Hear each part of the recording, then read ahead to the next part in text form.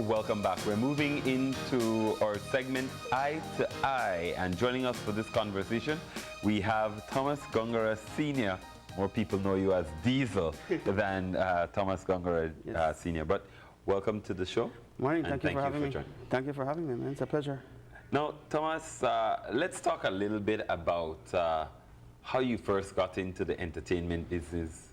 Man, well, about 16, 17 years ago, a guy named William Neal had a group called Young Artists Association. Way back in the days. Shout out to all my family. I actually started in the business as an entertainer. I used to write music, record, perform. I did a few performances in my younger days, but at the end of the day, real life caught up with me. I had to get a real job and that sort of thing. And music kind of took a back burner, because back in those days, you couldn't really make it as an artist in Belize unless you were doing punta or paranda or something to that effect. And I just kind of ventured into other stuff, but my love for music caught back up with me, and I had to get back into the business one way or the other. And I decided that being a DJ would be a better route for me than a recording artist.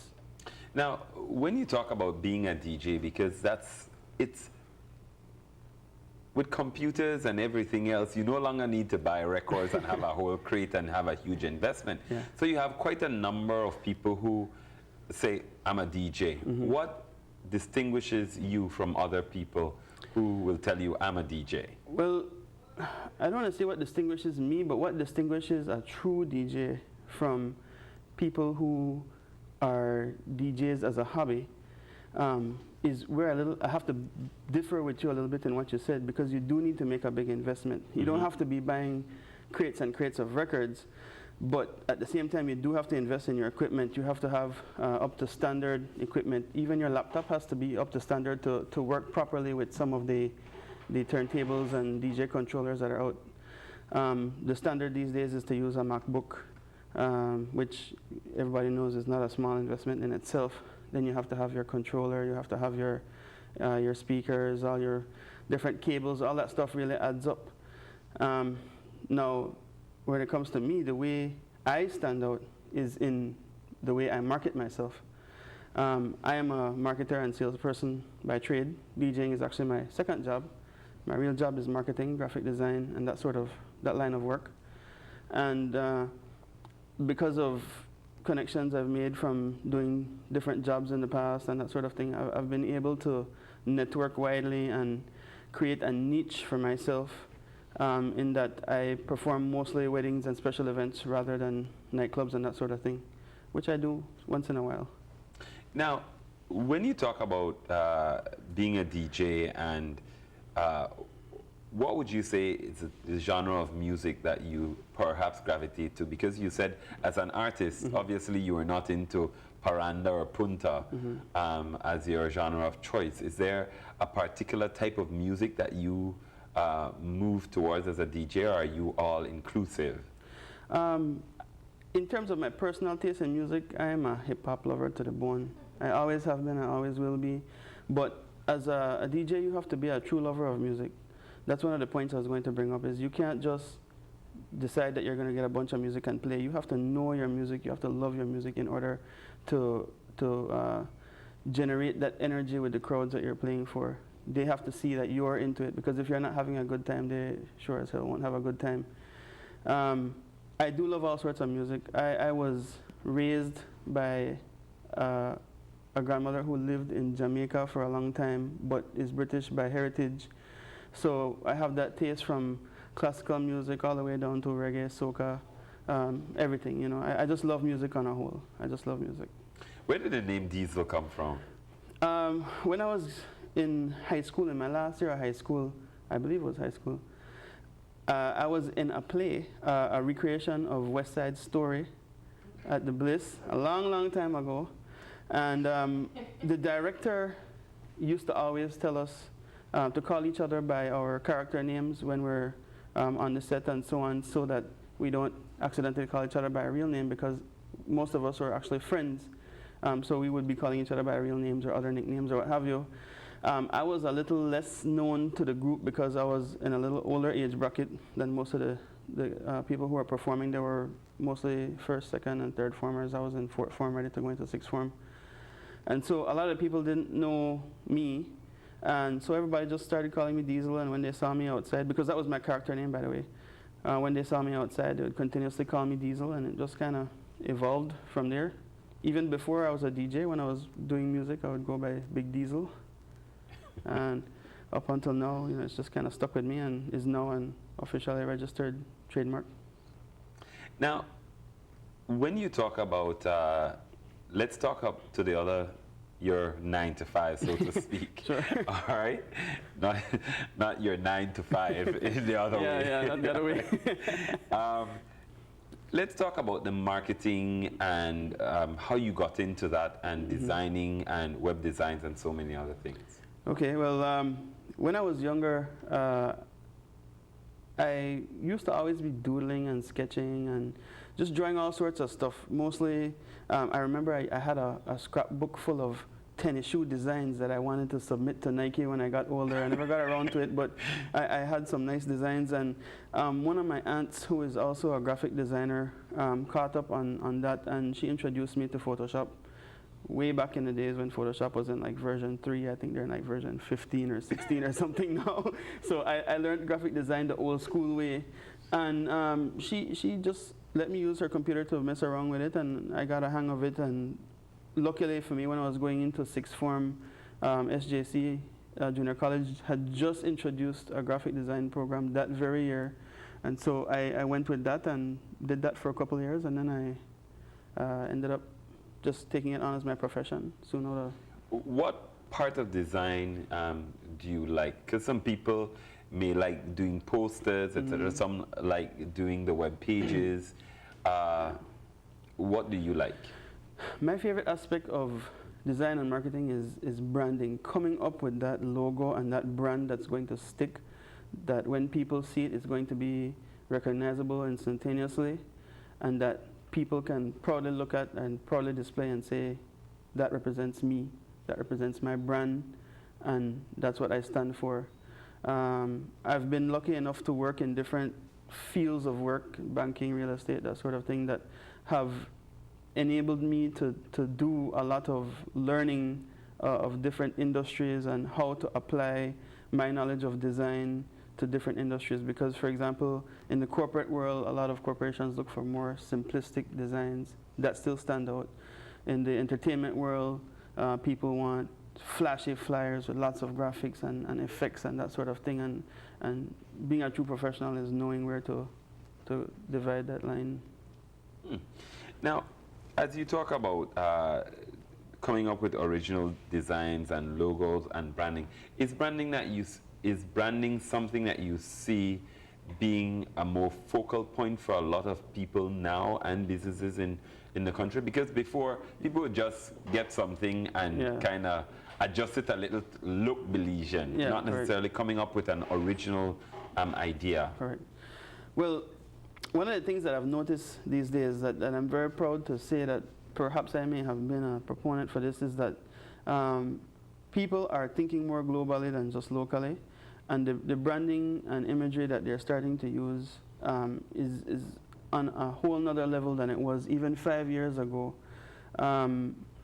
I can see where people are thinking, if I really want to make it big time, I'm going to have to be on an international level, not just stand out amongst my local crowd, which is important as well, because there's a lot of competition in every industry in Belize. Both industries that I am involved in have a lot of competition, both marketing and entertainment industry.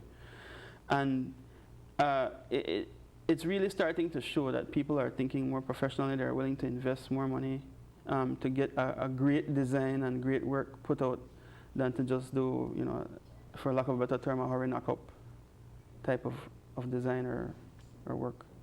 What would you say, how do you strike the balance between the two, being a DJ and being a designer? Because one, you require more of an audience. The other one is a lot of time alone working and conceptualizing something. So how does one feed the other? One does feed the other. Actually, it works both ways because in everything that I do, I am sure to cross-sell and upsell my other services. So I can remember plainly one instant I was DJing a birthday party for a gentleman who had just moved to Belize from the US in San Pedro last year in January. And we just got into a casual conversation, and I just mentioned to him, I said, you know, I love DJing, but I'm also a designer, so if you ever have any need for anything like that, then let me know. And he's like, oh, really? Okay. So he said, well, I have a company that I just started that is going to have party boats here in San Pedro, and I need branding and marketing and a website and signs for my boat and logos and the whole 9 yards. And we've been doing business ever since then. And that's just one instance of where, you know, just opening your mouth and talking to somebody can help you to get ahead.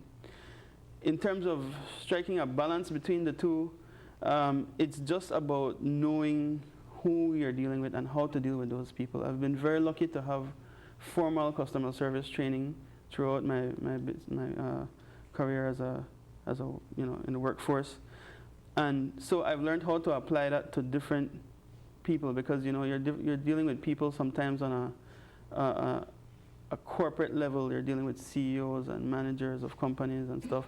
But when it comes to the entertainment industry, you're dealing with people who just want to let loose after dealing with CEOs and managers and so on. Right? So it's just about knowing how to talk to those people and what information to feed to them. Now, one of the reasons why we have this segment is to look at how people may chart a different course for themselves. Mm-hmm. Now, you're an entrepreneur because you've always, how did you recognize that you wanted to actually work for yourself and do something that very often people might say, okay, I'm going to go work for a particular firm, mm-hmm. as opposed to try and establish myself as a designer of web pages or websites or even logos and do branding as well? Okay, well, the way I kind of decided to do that was by actually going into other companies and working with them and recognizing that unfortunately a lot of companies in Belize are very conservative, very traditional in the way they do their marketing and the kind of stuff that they want to put out, and they aren't really open to creativity and you know, constructive criticism and that sort of thing, especially as a newcomer to a company. When someone hears your ideas and they're like, oh, but you're just out of school, what do you know? You know, they should maybe listen more because that fresh young perspective is going to be the people who for the next few years are going to be your audience. And I realized that I wasn't able to work with people who wouldn't let me be creative, who wouldn't let me experiment, who wouldn't let me, you know, try new things or test out new skills that I acquire, because it's a never-ending learning process. There's always new technology. There's always new ways of doing things, whether it be graphic design, web design, anything to that effect. There's always an evolution of what's going on. So you have to keep abreast of that. And some people are stuck in the 80s and 90s in terms of their marketing and designing. I did that twice. I worked for 2 different corporations, and, you know, even though I always did my best on the job or whatever, we started to buck heads, and I realized, you know, maybe I need to do this on my own and approach people that I think would be open-minded enough to take advantage of my creativity and that sort of thing. And it's worked out for... How easy was that? Because when you start talking earlier about having to leave music, which was your first love, to actually realize that I have to earn a living, mm-hmm. and going in a corporate environment, and then deciding now, you know, to actually leave that and take a flight of fancy to say, this is something I want to do, but I want to do it in a more free environment. Mm-hmm. It was kind of a hard transition because starting your own business requires a lot of investment. It requires a lot of time. It puts pressure on any personal relationships you may have, whether it be with a spouse or friends or even your kids. And I learned that I just have to stick with it, be upfront and honest with everybody who's in my life to let them know, look, you might not hear from me for a while when I'm working on certain projects and that sort of thing. And even with DJing, it requires a lot of traveling and stuff too. But at the end of the day, I was confident enough because having worked with those corporations I mentioned before, having the training in customer service and sales and so on, I knew how I needed to approach customers. And I started off by just doing little things like flyers for other DJs and people who are doing parties and concerts and stuff like that, and upselling them other products that I have.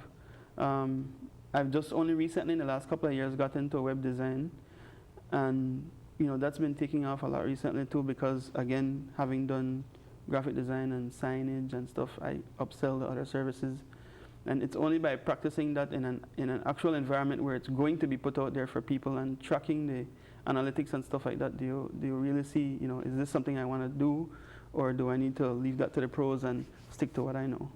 In building your own brand, how do you manage that? Because for a lot of younger people, that's a challenge. Initially, people approach you, oh, I like this idea, but they're not necessarily willing to pay because they think their visibility or the recognition you may receive is something that will benefit you far more than if I give you $100. Yeah, of course. So how did you build your brand and actually let it become a money earner as opposed to an attention getter?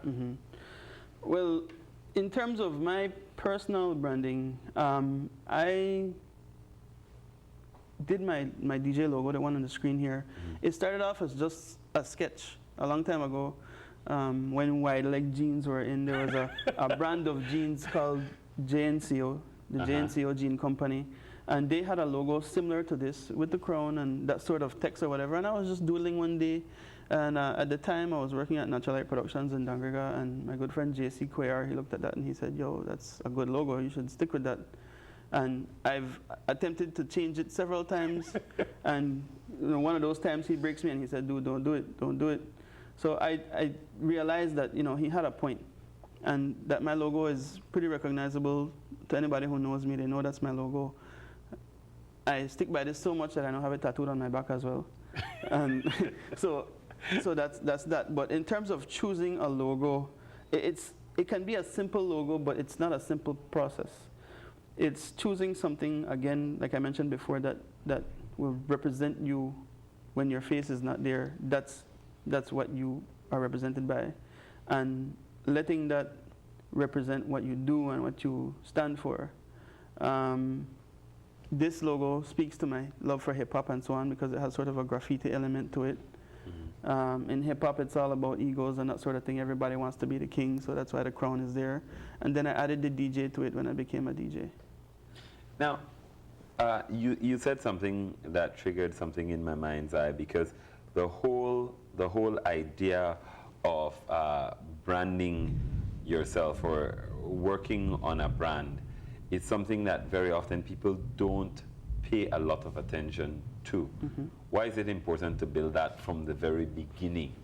Well, the thing that I think is most important about building from the beginning is that, again, if you don't put out there who you are and what you stand for, then you could go forever and nobody will know who you are and what you stand for. It's something that you have to spend time and money to set in place, and at the end of the day, it pays back so much, not in terms of just money, but in earning attention for your business and that sort of thing. And to me, it's the most vital part of any business, is building your brand. It's not just about a logo either. It's the different campaigns that you do. What are you pushing out there? What message are you trying to get across? A lot of people get into business and immediately think, yeah, I'm going to get rich, I own my own business. But they have to realize that sometimes you actually have to give back. It's not just about taking, it's about giving back as well. So one of the things that I have done to sort of get attention for my business in different markets is some pro bono work. I've done free designs for nonprofit organizations, NGOs. Recently, I designed the header image for the Placencia Breeze newspaper, and the way that helped me out is that they had a feature in the newspaper on me and my business and my DJing, It was a page and a half too. It was longer than I expected it to be. I was very grateful for that. So you know, that's one of the things that you have to do too, is think of other ways of gaining rather than just sucking up all the money you can out of people. It's building a relationship with your customers. You're talking the whole idea of networking, which is still something in Belize that people don't really invest in terms of cultivating relationships. How do you do that? Because you talk about the hiatus that you may have to take when you're being creative. How do you maintain the professional relationships while you continue to work? Well, one of the things that I do with my business in particular, my marketing end of my business, is that I do monthly specials, and I send them out to my customers in the form of newsletters that I create also. And but it's not just here's an offer, take it or leave it. It also has other little tidbits about how marketing helped certain companies that I've worked at and so on. One that stands out to me is a friend of mine in San Pedro. He has a small fishing and charter company called Sicaros Adventures, my friend Manuel Del Valle Jr. And he came to me when I first moved to San Pedro, and he said, yo, Diesel, I need some help with my business. I want to get some attention. Do me a website, get me on TripAdvisor, do what you have to do. I worked with him very closely, helped him build a brand, did a logo for him, did his website and so on. And I watched in a matter of 1.5 to 2 years, he went from 30-something on TripAdvisor to number 2 on TripAdvisor for activities in San Pedro. And that shows me that working closely with people and investing time with them is beneficial to both you and them, because he's referred me to other businesses, other friends, and more business has come that way. The mistake that some people make, or some companies make, is that they focus on how many clients they can pull in, when in reality you could have one big client and make your living just off of that. So that's worked for me very well, having a handful of clients who are willing to invest rather than having, 100 clients. What would you say to a young person who's thinking of pursuing their passion for something creative? Because one of the challenges is very often, how do you get people to pay for something? When you deliver a logo, it's a tangible thing. Correct. But people don't necessarily understand the process that you had to go through, especially when you're talking about designing something that has to look simple. Like anybody could have done it. You look at the Nike swoosh, anybody could have done it. That same thing just came to my mind. But, people don't necessarily want to pay for that concept because, well, anybody could have done it. Yeah. Yeah, well, I encourage anybody who's willing to invest the time into being an artist for a living to stick with their passion and to partake in trade shows and do what you can to get ahead. I mean, sometimes it's not about money and paying out the money. Sometimes you can offer to barter with somebody. If I came to Channel 5 and said I want to get some ads out there, but my budget is limited, however, I can offer you some graphic design services or rebuild your website and we trade off. It works for both of us, and that's the beauty of living in Belize. I notice a lot of people are willing to trade and barter, and for anyone who wants to get into this kind of business, stick with it. But don't think that it's going to be easy. I went to school for this. I have years and years of experience for this, and I've just in the last couple of years started to even refer to myself as a marketing professional. Because it's not just about knowing graphic design, it's not just about knowing web design, it's about knowing sales, it's about having that customer service, it's about networking, building your brand. All of that has to do with the bigger picture.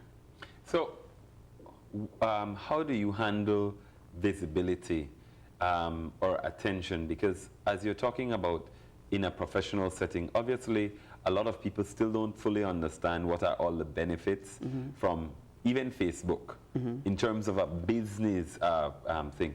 A lot of people understand it more on a personal level, because of the likes. But how do you translate likes on a personal basis into something professional to actually promote your own business? Okay.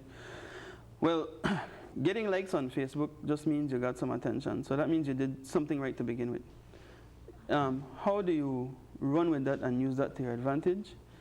In my case, I do spend a lot of time on Facebook, and I get a lot of flack about it from my wife.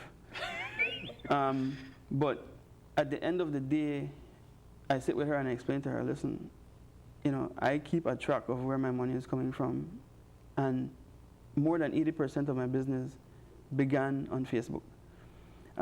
So I have both a personal page and a business page, but I tend to stick to the personal page more than I do to the business page, because building a personal relationship with people, gaining their trust, having that one-on-one interaction with them, and having them see that it's you, the person, not you, the company, who is talking to them, is what works for me. But it works for me because I'm pretty much a one-man band.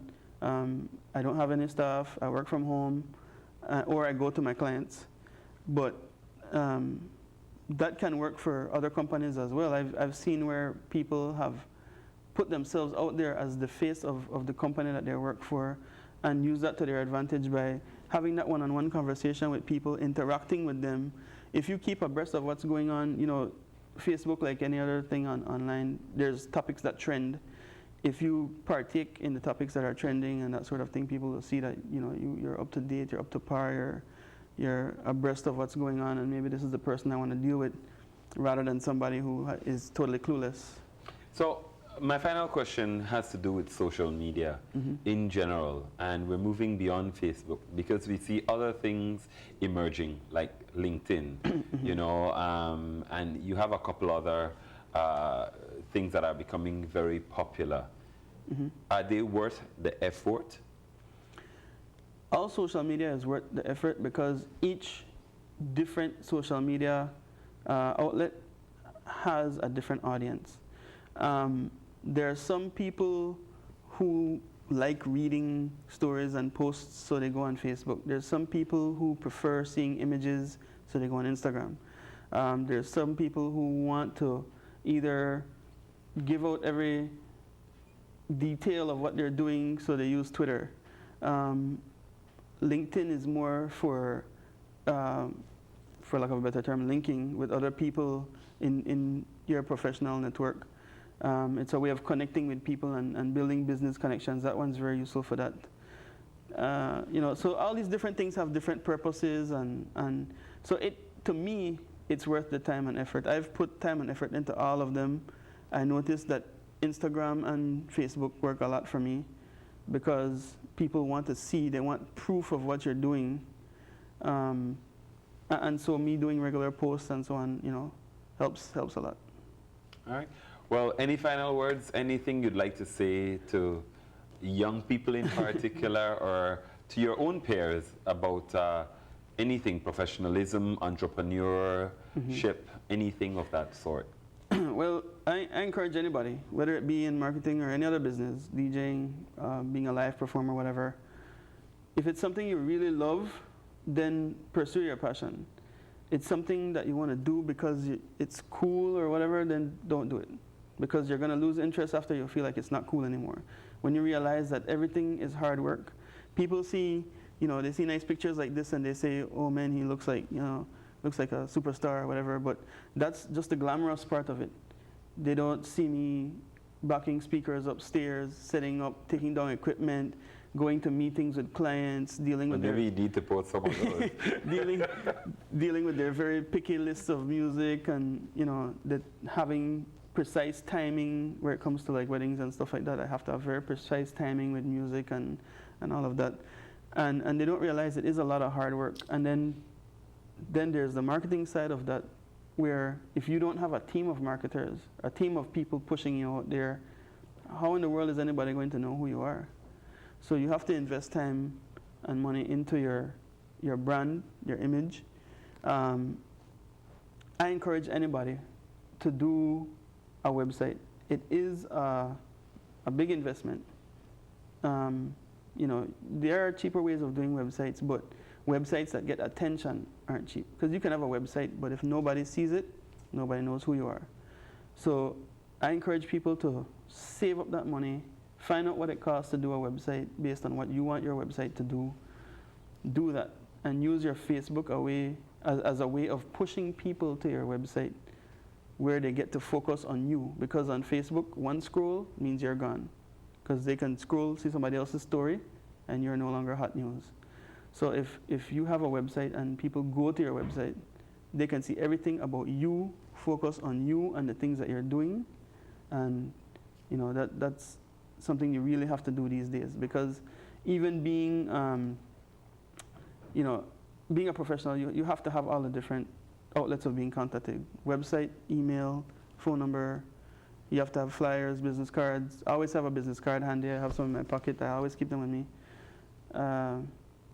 And again, just stick to your passion. I mean, if it's something you're passionate about, stick to it. Don't let anybody tell you it's not going to work out, you're not going to make it. Always stick to that. Yeah. All right. Well, Diesel, we want to thank you very much. And thank you, guys. Where can people go to, what's your website? djdzl.com is my website. And you do weddings? I would like to say I specialize in weddings and special events, but I've been known to rock some club parties and stuff as well. I'm most popularly known in the DJing industry for my beach parties in San Pedro during Easter and Costa Maya. I do have a couple big plans coming up for Costa Maya, so people should really pay attention to my social media and stuff if they wanna keep abreast of that. So I'm on Facebook, Instagram, SoundCloud, Mixcloud, and Mixcrate, all at DJDZL. And also, I do have a couple other things coming up this summer. July 4th, I'll be in Corozal for the Colors Beach Festival, which is a big powder and paint party on the beach in Corozal. All the top new July DJs. 4th. July 4th, 4th of July. It's actually a Saturday, so it's just, yeah, it's actually a Saturday, so that's gonna be fun. I'm gonna drag Marlene to get painted. That's definitely gonna be fun, and paint parties are always a blast. I have to commend No Fair DJs for starting that paint party trend in Belize, and it's really taken off from there. Aside from that, you know, just pay attention to my social media stuff. You'll see where I am all over the place this summer. All right. Well, we're glad that you could actually get up early to come and spend some time with us. No problem. I'm an early bird. I am an early bird. My sleep time is very limited between my two between my two jobs. As you mentioned earlier, it's a 9 to 5 and then a 9 to 5. Right. So. Thank you very much. Thank you for having me, man. All right. We're going to go ahead and take a break, and when we come back, we'll do a wrap. Don't go anywhere. Open Your Eyes concludes after these messages.